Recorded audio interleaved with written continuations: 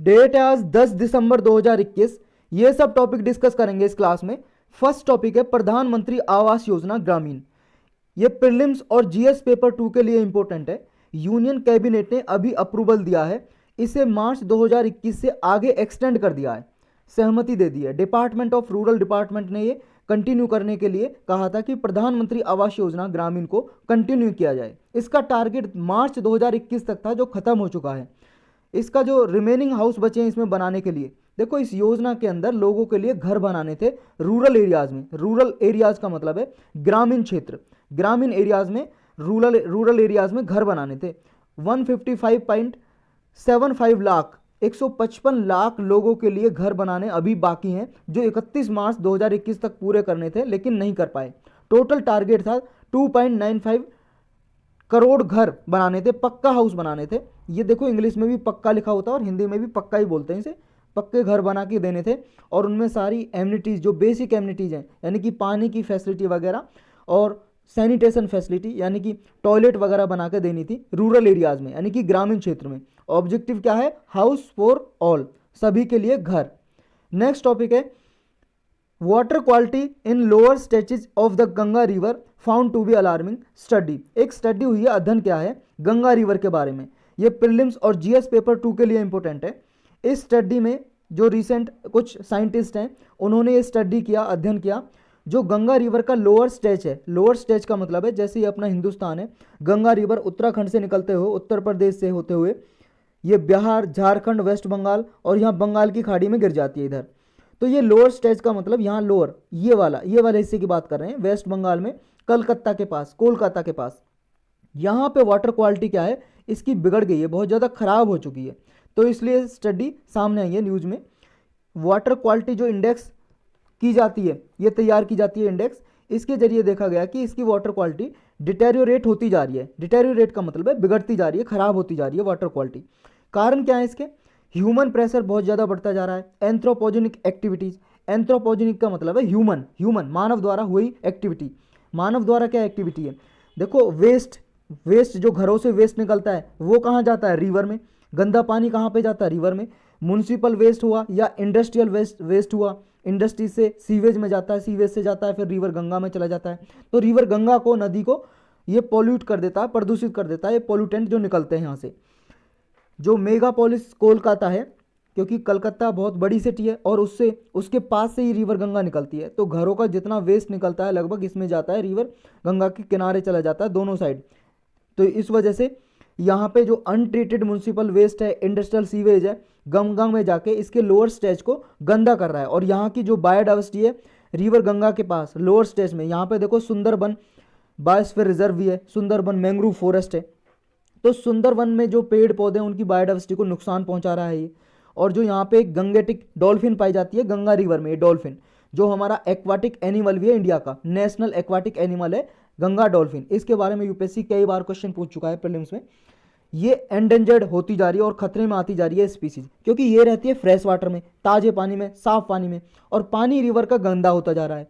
देखो Sundarban mangrove forest कुछ ऐसे होते हैं, इनकी जड़ें कुछ पानी के पास होती हैं, पानी में डूबी हुई होती है। ये है सुंदरवन मैंग्रोव फॉरेस्ट। और ये है भाई साहब गंगेटिक डॉल्फिन, जो साफ पानी में रहना पसंद करती है, गंदे पानी में नहीं। नेक्स्ट टॉपिक है high court and supreme court जजेस salaries and condition of service amendment bill 2021। ये प्रीलिम्स और मेंस के लिए, दोनों के लिए इंपॉर्टेंट है, जीएस पेपर 2 के लिए। अभी लोकसभा ने इस बिल को पास कर दिया रिसेंटली, इसलिए न्यूज में आया। इससे पहले भी हम इसको डिस्कस कर चुके हैं जब ये इंट्रोड्यूस किया था लोकसभा में। ये बिल क्लेरिफाई करेगा कि जो बेनिफिट मिलते हैं ना, पेंशन के बेनिफिट, देखो जब जज रिटायर होते हैं तो उनको पेंशन मिलती है, और एक एज पे, जैसे मान लो 80 साल के हो गए या 85 के, 90 या 95 या 100 ईयर्स, तो फिर उन्हें एडिशनल बेनिफिट दिए जाते हैं। तो वो एडिशनल बेनिफिट की एज कैसे डिटरमाइन करें, इसके लिए ये कन्फ्यूजन था। तो इस कन्फ्यूजन को मिटाने के लिए नया बिल लेके आया पार्लियामेंट। और तो ये बिल में ये प्रोविजन रखी है कि जो एडिशनल क्वांटम ऑफ पेंशन दी जाएगी, ये बेनिफिट फायदे दिए जाएंगे, तो किस तरह से काउंट की जाएगी एज, ये इसमें क्लैरिफाई किया है। जैसे 80, 85, 90, 95, 100 ईयर्स के बाद कंप्लीट करने के बाद जज को एडिशनल बेनिफिट दिए जाते हैं, सुप्रीम कोर्ट और हाई कोर्ट के रिटायर्ड जज को पेंशन के साथ साथ, पेंशन तो मिलती है और बेनिफिट और फायदे दिए जाते हैं और पैसा एडिशनल दिया जाता है। तो इसमें देखो जो सैलरी वगैरह दी जाती है सुप्रीम कोर्ट के जजेस को, वो कॉन्स्टिट्यूशन के आर्टिकल नंबर 125 क्लाउज 1 में और हमारे जो 12 शेड्यूल हैं उनमें से सेकंड शेड्यूल में ये प्रोविजन है सुप्रीम कोर्ट के जज के सैलरीज के लिए। 54th कॉन्स्टिट्यूशनल अमेंडमेंट एक्ट आया, उसमें ये पावर पार्लियामेंट को दे दी गई कि सुप्रीम कोर्ट के जज की सैलरी डिसाइड करेगा पार्लियामेंट, लॉ बना के, कानून बना के। ये तो पार्लियामेंट के पास अब अथॉरिटी है। जो भी सुप्रीम कोर्ट के जज हैं उनकी प्रिविलेजेस क्या, उन्हें विशेष अधिकार होंगे, कौन कौन सी अलाउंसेस मिलेगी उन्हें, जैसे हाउसेस अलाउंसेस, घर के लिए मतलब जो दिया जाता है रेंट वगैरह, या घर अलोकेट करना, या इन जजेस को कोई और बेनिफिट दिए जाते हैं। तो ये पार्लियामेंट लॉ बना के, कानून बना के, एक्ट पास करके, ये इसके पास पावर है पार्लियामेंट के पास, ये डिटरमाइन करती है। लेकिन देखो पार्लियामेंट का पास ये पावर नहीं है। एक बार जज अपॉइंटमेंट कर दिए, फिर जज के अपॉइंटमेंट के बाद उसके सैलरी अलाउंसेस को वो वेरीफाई, मतलब दोबारा से वेरीड नहीं कर सकती। यानी कि जैसे एक बार जज अपॉइंट हो गए सुप्रीम कोर्ट के और उसकी सैलरी वैलरी सब कुछ डिफाइन कर दी, सैलरी और अलाउंसेस वगैरह, पेंशन तो रिटायर होने के बाद मिलेगी, लेकिन अलाउंसेस वगैरह और सैलरी। लेकिन जब जज अपॉइंट हो गए, नियुक्ति होगी जज की, उसके बाद पार्लियामेंट कोई लॉ लाके उसकी सैलरी कम नहीं कर सकती, जितनी है अब रहेगी। तो ये पार्लियामेंट के पास पावर नहीं है। एक एक्ट बना हुआ है 1958 का, सुप्रीम कोर्ट जजेस salaries and condition of service act 1958। इसके द्वारा रेगुलेट किए जाते हैं सारे मैटर जो भी सुप्रीम कोर्ट के जजेस की सैलरी के मैटर होते हैं। और पार्लियामेंट के पास ये भी पावर है कि हाई कोर्ट के जजेस की सैलरी भी ये लॉ बना के डिटरमाइन कर सकती है, निर्धारित कर सकती है पार्लियामेंट। याद रखना, हाई कोर्ट होते हैं स्टेट में, एक स्टेट या दो स्टेट का एक हाई कोर्ट या यूनियन टेरिटरी का हाई कोर्ट, लेकिन ये स्टेट गवर्नमेंट के पास पावर नहीं है। ये पावर किसके पास है? पार्लियामेंट के पास पावर है हाई कोर्ट के जजेस की सैलरी डिसाइड करना, लेकिन वो भी जज के अपॉइंटमेंट से पहले, अपॉइंटमेंट के बाद वेरीड नहीं कर सकती। और एक बात याद रखनी है, हाई कोर्ट के जो जज होते हैं उनकी सैलरी है, अलाउंसेज है, वो कंसोलिडेटेड फंड ऑफ स्टेट से आते हैं। स्टेट के जो भी कंसोलिडेट फंड होते हैं उसमें से दी जाती है सैलरी और अलाउंसेज। लेकिन हाई कोर्ट के जजेस की जो पेंशन होती है, रिटायर होने के बाद पेंशन मिलती है, वो मिलती है भाई साहब कंसोलिडेट फंड ऑफ इंडिया से, ये बात याद रखनी है आपको। और सुप्रीम कोर्ट के जजेस को तो सारे सैलरी अलाउंसेज या pension consolidate fund of India में से ही मिलेगी। नेक्स्ट टॉपिक है nod for Ken Betwa link project. ये प्रीलिम्स और जीएस पेपर 2 के लिए इंपॉर्टेंट है। ये देखो कई सालों से, लगभग 10 को से ये चलता आ रहा है प्रोजेक्ट, और अब इसे कैबिनेट ने अप्रूवल दी है, यूनियन कैबिनेट ने अपनी सहमति दे दी है कि Ken Betwa river interlinking project है उसको इंप्लीमेंट किया जाएगा, लागू किया जाएगा। इसमें जो कॉस्ट आएगी लगभग 44,605 करोड़ रुपए इसमें आने वाली है। इसमें से सेंट्रल गवर्नमेंट 39,317 करोड़ रुपए अलोकेट करेगा, और इस 39,000 में से भी 36,290 करोड़ एज ए ग्रांट देगा, अनुदान देगा। अनुदान मतलब फिर स्टेट को, जैसे स्टेट गवर्नमेंट को देगा, जिनमें से एमपी और यूपी में से होकर जैसे ये प्रोजेक्ट बनाए जा रहे हैं, तो स्टेट गवर्नमेंट को देगा, और फिर इन्हें वापस नहीं करना पड़ेगा। लेकिन 3,027 करोड़ रुपए एज ए लोन देगा, कर्ज की तरह, जिनको देगा फिर वापस भी देना पड़ेगा ब्याज के साथ। तो ये प्रोजेक्ट है क्या? केन बेतवा लिंक। देखो ये आप हिंदुस्तान का मैप देख रहे हो, इधर ये एमपी का आपको दिखाई दे रहा मैप, मध्य प्रदेश का। ये एमपी से निकलती हैं दोनों रिवर, ये नदी हैं जो केन बेतवा, ये बेतवा रिवर है और ये केन रिवर है। ये मध्य प्रदेश का हम मैप देख रहे हैं। तो ये देखो केन रिवर है, जो केन में सरप्लस वाटर है, ज़्यादा पानी बहता है और इसका पानी वेस्ट चला जाता है। अगर ज़्यादा बारिश यहाँ पे हो गई तो यहाँ पे आसपास एरिया में फ्लड आ जाती है, बाढ़ आ जाती है। यहाँ पे लोगों के घर वगैरह हैं वो डूब जाते हैं, जंगल है वो डूब जाते हैं। तो इसका पानी देखो एक कैनाल बना के, कैनाल मतलब नहर, ये कैनाल बना के ये जोड़ दिया बेतवा रिवर से। तो इसका जो पानी है सरप्लस, ज़्यादा पानी, ये इसमें बेतवा में ट्रांसफर कर दिया जाएगा। तो यहाँ पे जो आसपास का रीजन है वहाँ पे पीने का पानी भी उपलब्ध हो सकेगा, यहाँ पे इरिगेशन के लिए, खेतों में सिंचाई के लिए पानी उपलब्ध हो सकेगा। तो यहाँ पे जो बुंदेलखंड रीजन है जो यूपी और एमपी में आता है, इसके लिए एक तरह से ये डेवलपमेंट का काम करेगा, डेवलपमेंट का काम। तो इसलिए ये इंपॉर्टेंट है केन बेतवा प्रोजेक्ट। ये लगभग 230 किलोमीटर लंबी कैनाल होगी, नहर होगी, जो केन से बेतवा को जोड़ेगी, इस रिवर को। ये झांसी, बांदा और महोबा डिस्ट्रिक्ट में, यूपी में ये कनेक्ट करेगी, इस इतनी डिस्ट्रिक्ट को फायदा करेगी, पास होते हो जाएगी। और टीकमगढ़, पन्ना और छतरपुर डिस्ट्रिक्ट एमपी, इन डिस्ट्रिक्ट से पास होकर जाएगी। बुंदेलखंड रीजन है ये, जो एमपी और यूपी में पड़ता है। देखो इस बॉर्डर एरियाज की बात कर रहे हैं हम, एमपी यूपी का जो बॉर्डर है, ये वाला एरिया देख रहे हो आप, ये एमपी और यूपी का बॉर्डर, ये वाले एरिया की बात हो रही है यहाँ पे। तो 3 डिस्ट्रिक्ट यूपी की और 3 डिस्ट्रिक्ट एमपी की, उनसे होकर ये प्रोजेक्ट जाएगा। ये प्रोजेक्ट में जो हमने डिस्कस किया, सरप्लस वाटर केन से ट्रांसफर किया जाएगा बेतवा रिवर में, और यहाँ पे कई सारे बांध बनाए जाएंगे। जैसे एक दोधन डैम है, दोधन डैम बनाया जाएगा, दोधन डैम बनाया जा रहा है। और लोअर ओवर प्रोजेक्ट कोठा बैरेज है, बीना कॉम्प्लेक्स, मल्टीपर्पज प्रोजेक्ट वगैरह बनाए जा रहे हैं इस रिवर के पास। तो इस रिवर की सिग्निफिकेंस क्या है, लगभग 10.62 लाख हेक्टेयर इतने एरिया को ये इरिगेट करेगा, सिंचाई करेगा, क्योंकि यहाँ पे पानी की कमी है, सूखा पड़ती है यहाँ पे, ड्रॉट कंडीशन है यहाँ पे। और ड्रिंकिंग वाटर फैसिलिटी देगा लगभग 62 लाख पीपल को। 103 मेगावाट हाइड्रो पावर जनरेट करेगा और 27 मेगावाट सोलर पावर प्रोजेक्ट लगाए जाएंगे, जिनकी वजह से बिजली पैदा होगी इतनी 27 मेगावाट की। इस प्रोजेक्ट में जो बुंदेलखंड रीजन है मध्य प्रदेश और उत्तर प्रदेश में, उसमें ये फैसिलिटी प्रोवाइड करेगा। यहाँ की सोशियो इकोनॉमिक प्रॉस्पेरिटी आ सकेगी इस रीजन में, और एग्रीकल्चर एक्टिविटी जनरेट होगी, एम्प्लॉयमेंट लोगों के लिए रोजगार मिलेगा, किसानों को भी, और उसके लिए जो लोग किसानों के खेत में काम करेंगे उनको भी रोजगार मिलेगा। यानी कि जो माइग्रेशन होती है यहाँ पे, यहाँ से देखो लोग माइग्रेट कर जाते हैं शहरों में, क्योंकि यहाँ पे खाने पीने के लिए कुछ साधन है नहीं, रोजगार के साधन है नहीं, तो क्या करेंगे लोग, यहाँ से दूसरे शहर में चले जाएंगे। तो अगर यहाँ पे पानी का उपलब्ध होगा साधन, तो यहाँ पे खेती कर सकेंगे, तो लोग माइग्रेट नहीं करेंगे, तो माइग्रेशन को ये अरेस्ट करेगा, रोकेगा। कंसर्न क्या है इसके, कुछ परेशानी है इसकी, क्या प्रॉब्लम है, देखो ये बहुत ही सीवियर ऑब्स्टेकल परेशानी आने वाली है इस प्रोजेक्ट में। क्यों, क्योंकि ये जो रिवर है और रिवर से जो प्रोजेक्ट निकल रहा है, पन्ना टाइगर जो रिजर्व है मध्य प्रदेश में, उससे होके निकलेगा, तो ये यहाँ की जो बायोडाइवर्सिटी है उसको नुकसान पहुंचाएगा, क्योंकि कंस्ट्रक्शन की जाएगी कैनाल वगैरह, उससे पेड़ वगैरह काटे जाएंगे। यहाँ पे जो जंगली जानवर रहते हैं या जो पक्षी रहते हैं, जैसे वल्चर है, गिद्ध, जैकॉल्स रहता है, कुत्ते या गीदड़ की तरह दिखाई देता है ये जानवर, तो इनको नुकसान होगा यहाँ पे। तो फाइनली देखो, आखिरकार इतने नुकसान के बाद भी जो national board for wild life है इन 2016 में इसके लिए अप्रूवल क्लियर दे दी थी, और अभी सेंट्रल गवर्नमेंट ने भी इसके लिए सहमति दे दी है, अप्रूवल दे दी है। तो इससे और फायदे क्या होंगे, फायदे तो यही होगा, वाटर और फूड सिक्योरिटी को इनहेंस करेगा, यानी कि वाटर भी, पानी भी उपलब्ध होगा, और पानी उपलब्ध होगा तो खेती हो सकेगी, जिसकी वजह से लोगों के लिए भोजन होगा उपलब्ध यहाँ पे। प्रॉपर यूटिलाइजेशन होगा वाटर का, क्योंकि देखो केन रिवर में जो सरप्लस वाटर है वो तो वेस्ट ही हो जाता है ना, अगर बाढ़ आ जाए तो आसपास के एरिया डूब जाएंगे तो काम का नहीं रहा, तो पानी का अच्छे से यूज हो सकेगा, प्रयोग हो सकेगा, यूटिलाइजेशन। एग्रीकल्चर को ये बूस्ट करेगा, एग्रीकल्चर को यहाँ पे खेती को इंक्रीज करेगा, डिजास्टर को मिटिगेशन करेगा, जो आपदा संकट फ्लड की सिचुएशन पैदा हो जाती है अगर ज़्यादा बारिश हो जाए तो उसको कम करेगा, मिटिगेशन मतलब रिड्यूस, कम करेगा। ट्रांसपोर्टेशन को भी बूस्ट करेगा। ट्रांसपोर्टेशन को कैसे, देखो ट्रांसपोर्टेशन को क्या है, जब ये केनाल बनेगी इसके जरिए नाव वगैरह के जरिए ट्रांसपोर्टेशन भी हो सकेगी। नेक्स्ट क्या है, अदर बेनिफिट क्या होंगे इससे, मतलब बेनिफिट तो ये खत्म हो गया, अदर फैक्ट क्या है, फैक्ट का ये है केन और बेतवा रिवर एमपी से ओरिजिनेट होती हैं, एमपी से मध्य प्रदेश से निकलती हैं और यमुना में जाके मिल जाती हैं। यमुना की ट्राइब्यूटरी रिवर है, ट्राइब्यूटरी मतलब सहायक नदियाँ, जब एक छोटी नदी अगर बड़ी नदी में जाके मिल जाए तो इस छोटी नदी को बोलते हैं सहायक नदी या ट्राइब्यूटरी।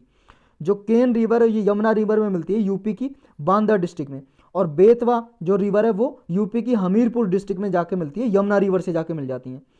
जो बेतवा रिवर है उस पर राजघाट, परिचा, माता टिला नाम का डैम है, 3 डैम बांध बने हुए हैं, और केन रिवर पन्ना टाइगर रिजर्व से होकर निकलती है, ये बात आपको याद रखनी है। नेक्स्ट टॉपिक है यूनिफाइड पेमेंट इंटरफेस, ये प्रीलिम्स और जीएस पेपर 3 के लिए इंपॉर्टेंट है। यूपीआई जो है इंटरफेस, देखो ये आपने भी यूज किया होगा, जैसे आप पेटीएम से या फोन पे से पेमेंट करते हो तो यूपीआई के जरिए होता है, एक सिस्टम है ये जो आपके पेमेंट करने के काम आता है, यूनिफाइड पेमेंट इंटरफेस। अभी न्यूज में इसलिए आया है क्योंकि आरबीआई ने ये कहा है कि जो यूपीआई है उसे फीचर फोन यूजर्स के लिए भी एक्सटेंड किया जाएगा।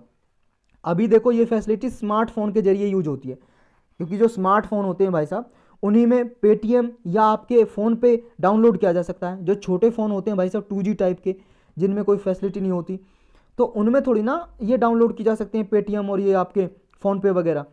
तो जो यूनिफाइड पेमेंट सिस्टम है, ये जो फीचर फ़ोन है, छोटे फ़ोन होते हैं, उनके लिए भी ये एक्सटेंड किया जाएगा, उनमें भी ये यूज हो सकेगा, ऐसी फैसिलिटी डेवलप की जाएगी आगे। नीड क्या है इसकी, देखो आरबीआई का कहना है इससे बहुत सारे जो कंज्यूमर हैं उनके लिए ट्रांजैक्शन आसानी से वो कर सकेंगे, यानी कि फैसिलिटी जब ये प्रोवाइड की जाएगी रिटेल कस्टमर पार्टिसिपेट कर सकेंगे, ग्रेटर पार्टिसिपेशन होगा उनका, और फाइनेंशियल मार्केट भी इंक्रीज होगी, क्योंकि अगर ये पेमेंट कर सकेंगे फ़ोन के जरिए तो ये पेमेंट होती है जो डिजिटली ये इंक्रीज हो सकेगी, डिजिटल पेमेंट। तो यूपीआई है क्या, यूनिफाइड पेमेंट इंटरफेस, ये instant real time payment system है। इससे देखो तुरंत पेमेंट की जा सकती है, किसी भी यूजर को ट्रांसफ़र की जा सकती है मनी रियल टाइम बेसिस पे, मल्टीपल बैंक अकाउंट में ट्रांसफ़र की जा सकती है, without any bank account information, कोई भी बैंक अकाउंट इन्फॉर्मेशन नहीं है तब भी किसी का फ़ोन नंबर है, फ़ोन नंबर के द्वारा ट्रांसफ़र की जा सकती है, या जो कोड होता है कोड को स्कैन करते हैं ना, स्कैन करके ये ट्रांसफ़र की जा सकती है।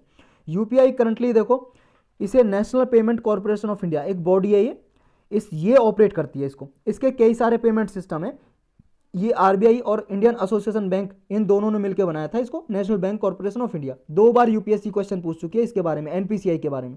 इसके कई सारे पेमेंट सिस्टम है, एक यूपीआई है, एक ये नेशनल ऑटोमेटेड क्लियर हाउसिंग है, इमीडिएट पेमेंट सर्विस ये सिस्टम है, और आधार इनेबल्ड पेमेंट सिस्टम है, भारत बिल पेमेंट सिस्टम है, बीबीपीएस और रुपे। ये सिस्टम कौन ऑपरेट करता है? ये organisation national payment corporation of India.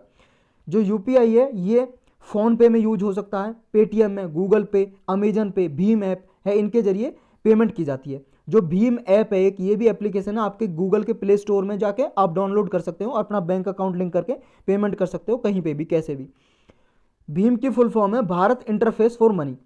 ये इंडिया की डिजिटल पेमेंट एप्लीकेशन है और गवर्नमेंट द्वारा ये बनाई गई थी ये एप्लीकेशन, कोई प्राइवेट एप्लीकेशन नहीं है ये। इसमें सिंगल मोबाइल में मल्टीपल बैंक अकाउंट को लिंक किया जा सकता है। एक ही अकाउंट में आप मतलब एक ही मोबाइल ऐप में ये मल्टीपल कई सारे बैंक अकाउंट आप लिंक कर सकते हो। National payment corporation of India उसने इसको बनाया था, डेवलप किया था भीम ऐप को, और रियल टाइम फंड ट्रांसफर के लिए यूज होती है। 2016 में इसको लॉन्च किया था गवर्नमेंट ने। भीम ऐप है, इसमें 3 लेवल की ऑथेंटिकेशन है, 3 लेवल से इसमें सिक्योरिटी है एक तरह से। भीम ऐप के बारे में भी यूपीएससी पूछ चुकी है। 3 इसमें देखो कौन कौन से सिक्योरिटी हैं 3। पहली बार जब भीम ऐप आप डाउनलोड करोगे मोबाइल में तो ये एक आईडी आपको उस पर बनानी पड़ेगी और मोबाइल नंबर डालना पड़ेगा जो बैंक में है, जो आपके बैंक अकाउंट में है, जिससे आपका बैंक अकाउंट लिंक है। दूसरा इसमें जो सिक्योरिटी प्रोविजन है कि फिर आपको बैंक अकाउंट लिंक करना पड़ेगा ट्रांजैक्शन करने के लिए, चाहे आपका यूपीआई है नॉन यूपीआई इनेबल्ड है। थर्ड इसमें यह है कि फिर आपको एक पिन क्रिएट करना पड़ेगा, पिन नंबर। जैसे जब आप एक अपने अकाउंट से किसी दूसरे का अकाउंट में ट्रांसफर कर रहे हो या पेमेंट कर रहे हो तो पिन नंबर मांगेगा, वो 6 नंबर का लगभग होता है इसका पिन नंबर। तो ये 3 सिक्योरिटी हैं इसमें। तो ये एनपीसीआई जो बनाया था आरबीआई ने और इंडियन बैंक एसोसिएशन, ये एसोसिएशन है बैंक की, बैंक के बेनिफिट के लिए काम करती है, तो इन दोनों ने मिलकर इसको बनाया था। इन दोनों का इनिशिएटिव है। Payment and settlement system act 2007 ये एक्ट बना हुआ है, इसमें प्रोविजन है। इन प्रोविजन को यूज करते हुए ये NPCI national payment corporation of India बनाया था इन दोनों ने मिलकर। नेक्स्ट टॉपिक है चीफ ऑफ डिफेंस स्टाफ। ये प्रीलिम्स और जीएस पेपर 3 के लिए इंपॉर्टेंट है। अभी न्यूज में इसलिए एक पोस्ट है भाई साहब, जो अभी ऑफिसर थे चीफ ऑफ डिफेंस स्टाफ, वो एक हेलीकॉप्टर क्रैश होने की वजह से मर गए। उनकी बीवी भी उनके साथ चल बसी।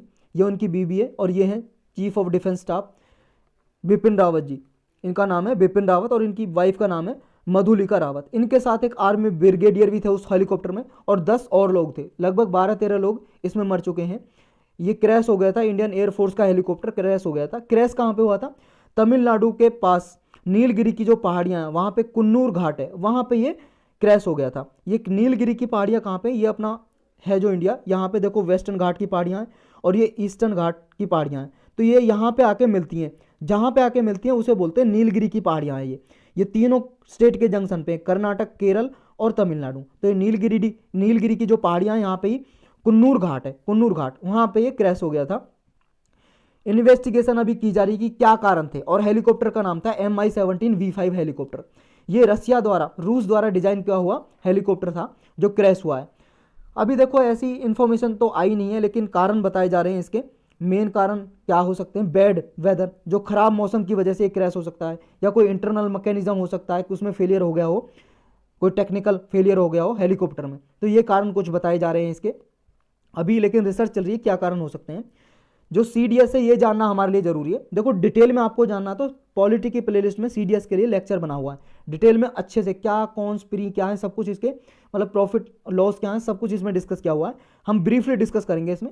ये सिंगल पॉइंट मिलिट्री एडवाइजर है गवर्नमेंट के लिए। ये कारगिल कमेटी बैठी थी, एक कारगिल रिव्यू कमेटी 1999 में। देखो कारगिल वार हुआ था, कारगिल युद्ध पाकिस्तान और इंडिया के बीच में 1999 में। उस टाइम में देखो ये देखने को मिला था कि जो हमारी 3 मिलिट्री फोर्स हैं, कौन कौन सी? नेवी, एयरफोर्स और आर्मी, एयरफोर्स और आर्मी, इनमें क्या है कोऑर्डिनेशन देखने को नहीं मिला था कि कौन सी कहाँ पे जाके वार कर रही है, कहाँ पे जाके कौन सा ऑपरेशन चला रही है वार के दौरान। तो ये कोऑर्डिनेशन यानी कि सहयोग देखने को नहीं मिला था। इसलिए कारगिल रिव्यू कमेटी बैठी, उसने ये सजेस्ट किया कि एक सिंगल पॉइंट अथॉरिटी बनाई जाए, एक सिंगल पॉइंट ऑफिसर जो तीनों सेनाओं का कोऑर्डिनेशन करे, सहयोग करे, तीनों सेनाओं की जानकारी हो उसके पास। तो ये एक नई पोस्ट क्रिएट की गई और इस पोस्ट पे सीडीएस पे 4 स्टार जनरल से लेके अब पोस्ट तक किसी को भी अपॉइंट किया जा सकता है। तो ये परमानेंट चेयरमैन होते हैं चीफ ऑफ स्टाफ कमेटी के। चीफ ऑफ स्टाफ कमेटी के परमानेंट चेयरमैन कौन होता है? CDS, chief of defence staff. ये 3 सर्विस के जो चीफ हैं वो भी इसके मेंबर होते हैं, जैसे आर्मी, नेवी और एयरफोर्स के जो चीफ हैं वो भी इसके चीफ ऑफ स्टाफ कमेटी के मेंबर होते हैं। इसका कोर फंक्शन यही होता है सिनर्जी, सहयोग, कॉपरेशन बैठाना तीनों सर्विस के बीच में। कंडीशन क्या है? अगर ये सीडीएस मान लो किसी आदमी को अपॉइंट कर दिया तो देखो वो रिटायर होने के बाद किसी भी गवर्नमेंट सर्विस में उनको नहीं बैठाया जा सकता, कोई भी गवर्नमेंट ऑफिस को वो होल्ड नहीं कर सकते और ना ही कोई प्राइवेट एम्प्लॉयमेंट को ले सकते, किसी प्राइवेट कंपनी में भी वो अपॉइंट नहीं हो सकते 5 साल तक। अगर प्राइवेट कंपनी में भी उन्हें मान लो कोई जॉब करनी है तो 5 साल से पहले अगर जॉब करनी है, जैसे आज रिटायर हुए 2021 में, 2026 तक वो जॉब नहीं कर सकते प्राइवेट कंपनी में भी। अगर प्राइवेट कंपनी में भी जॉब करनी है तो पहले गवर्नमेंट से अप्रूवल लेनी पड़ेगी, प्रायर अप्रूवल, तब जाके वो प्राइवेट कंपनी में भी जॉब कर सकते हैं। हाँ, 5 साल पूरे हो गए उसके बाद कर सकते हैं। रोल और फंक्शन क्या है सीडीएस के? देखो, सिंगल पॉइंट मिलिट्री एडवाइजर हैं गवर्नमेंट के लिए, यानी कि तीनों सेनाओं के लिए क्या प्लानिंग करनी है, प्रोक्योरमेंट क्या उन तीनों सेनाओं के लिए उपलब्ध होने हैं, लॉजिस्टिक क्या होने चाहिए, ट्रांसफ़र करना हथियार वगैरह इधर से उधर, ये सब एडवाइस देते हैं गवर्नमेंट को। यानी कि लैंड, एयर, सी से लेके सारे ऑपरेशन के लिए एडवाइस देते हैं इंटीग्रेशन करने के लिए। जो सीडीएस हैं, जो न्यूक्लियर कमांड अथॉरिटी होती है जिसके पीएम चेयरमैन होते हैं, उसके भी लिए मिलिट्री एडवाइजर की तरह काम करते हैं। यानी कि तीनों सर्विस को हैंडल करने का काम है इनका। स्पेस और साइबर स्पेस के लिए भी एक तरह से एडवाइजर का काम करते हैं ये। और जो डिफेंस मिनिस्टर हैं उनके लिए भी प्रिंसिपल मिलिट्री एडवाइजर की तरह काम करते हैं, उन्हें भी एडवाइस सलाह देते हैं। चीफ ऑफ स्टाफ कमेटी है इसके तो परमानेंट चेयरमैन होते ही हैं ये। और जो डिफेंस एक्विजिशन काउंसिल होती है उसके भी ये मेंबर होते हैं सीडीएस, और डिफेंस प्लानिंग कमेटी के भी ये मेंबर होते हैं सीडीएस, जो चीफ ऑफ डिफेंस स्टाफ हैं। तो यही था इस नहीं, एक टॉपिक और है यार, ये गुरु तेग बहादुर जी अभी न्यूज में है। ये हैं गुरु तेग बहादुर जी, ये प्रीलिम्स और जीएस पेपर 1 हिस्ट्री के लिए इंपॉर्टेंट है, आर्ट एंड कल्चर के लिए भी। रिसेंटली इसलिए न्यूज में है, प्राइम मिनिस्टर ने ट्राइब्यूट पेड किया है, यानी कि श्रद्धांजलि अर्पित की है गुरु तेग बहादुर जी के लिए। कौन थे ये? देखो, गुरु तेग बहादुर जी 1621 में जन्म होता है, 1675 में इनकी डेथ हो जाती है। ये 9th गुरु थे। सिख जो गुरु हैं, 10 गुरु हैं जो सिख कम्युनिटी के, सिख धर्म के, उसमें से 9वें गुरु थे। इन्हें प्रोटेक्टर ऑफ ह्यूमनिटी के लिए जाना जाता है। प्रोटेक्टर ऑफ ह्यूमनिटी का मतलब है इंसानियत के रक्षक, और पंजाबी भाषा में बोलते हैं सिस्ट दी चादर। तो ये सिख कम्युनिटी के 9th गुरु थे। इन्हें ग्रेट टीचर के नाम से जाना जाता, महान टीचर थे, एक्सीलेंट वॉरियर थे, योद्धा थे, थिंकर थे, पोइट थे, कविताएं बहुत लिखते थे ये। इन्होंने डिस्क्रिप्शन दिया नेचर ऑफ गॉड का, माइंड का, बॉडी का, फिजिकल अटैचमेंट का। इन्हें बहुत सारी जो कविताएं लिखी, और इनके जो हिम्न हैं, मंत्र हैं, वो जो गुरु ग्रंथ साहिब है, सिख कम्युनिटी की धार्मिक पुस्तक, जैसे हिंदू धर्म की गीता है, रामायण महाभारत है, या मुस्लिम धर्म की कुरान है, कुरान शरीफ, या बाइबल है ईसाई धर्म की, ऐसे ही सिख धर्म की गुरु ग्रंथ साहिब है जो पुस्तक, उसमें इनके जो लिखे हुए हिम्न मंत्र लिखे हुए हैं, कुछ पोइट कविता लिखी हुई है। इन्होंने देखो बहुत सारे प्रीचिंग सेंटर भी बनाए। प्रीचिंग सेंटर मतलब जहाँ से मान लो कोई गुरु उपदेश देता है, ऐसे इंडियन कॉन्टिनेंट, सब कॉन्टिनेंट में, अपने इंडिया में बहुत सारे ऐसे प्रीचिंग सेंटर बनाए इन्होंने। अपने मिशन के दौरान इन्होंने ये पंजाब में चक नान की एक टाउन एस्टेब्लिश किया, बनाया। बाद में ये आनंदपुर साहिब का ही पार्ट बना दिया पंजाब में। 1675 में देखो जब इनकी मृत्यु हुई थी, औरंगजेब थे जो मुगल एम्परर के किंग, साम्राज्य के एम्परर थे ये जो औरंगजेब, उन्होंने आदेश पे उन्होंने इनको मरवा दिया था। मतलब इनकी जो डेथ हुई थी औरंगजेब के कारण हुई थी, इन्होंने आदेश दिया था, तो इनको मार दिया गया था गुरु तेग बहादुर जी को। तो यही थे आज के लेक्चर में टॉपिक।